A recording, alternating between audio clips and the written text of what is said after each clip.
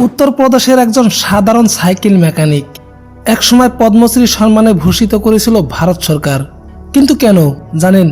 কারণ তিনি ধর্মের ঊর্ধ্বে উঠে কয়েক হাজার মানুষের শেষকৃত্য সম্পন্ন করেছেন নিজের হাতে। আজ আমরা যার কথা বলছি তার নাম মোহাম্মদ শরীফ, যিনি সবার কাছে শরীফ চাচা নামেই পরিচিত।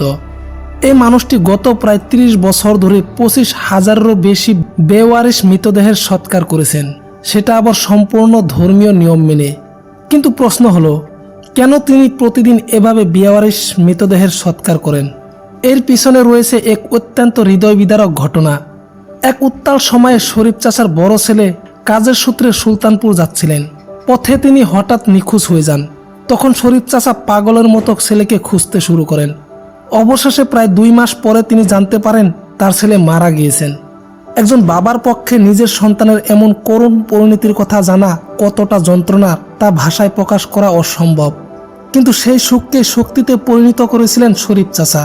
তিনি মনে মনে স্থির করেন, আর কোনো বেওয়ারিশ মৃতদেহ অবহেলায় পড়ে থাকবে না। পুলিশ যখন কোনো অজ্ঞাত মৃতদেহ উদ্ধার করে তখন তারা প্রায় ৭২ ঘন্টা অপেক্ষা করে। যদি সেই সময়ের মধ্যে কেউ মৃতদেহ দাবি করতে না আসে তখন সেটিকে বেওয়ারিশ হিসাবে চিহ্নিত করে। আর সেই মৃতদেহগুলোকে সঠিকভাবে শেষকৃত্য করার দায়িত্ব নিজের কাঁধে তুলে নেন শরীফ চাচা। যদি মৃত ব্যক্তি হিন্দু হন তবে তিনি শ্মশানে নিয়ে গিয়ে দাহ কার্যের ব্যবস্থা করেন। যদি মুসলিম হন তবে কবরের ব্যবস্থা করেন। এমনকি শিখ বা খ্রিস্টান ধর্মাবলম্বীদের ক্ষেত্রেও তাদের নিজ নিজ ধর্মীয় রীতি মেনেই শেষ বিদায়ের ব্যবস্থা করেন তিনি।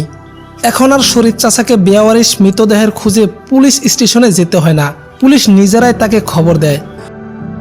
শরীফ চাচা কোনো ধনী ব্যক্তি নন, তাই এই দীর্ঘ পথ চলায় তাকে বহু আর্থিক সমস্যার মুখোমুখি হতে হয়েছে।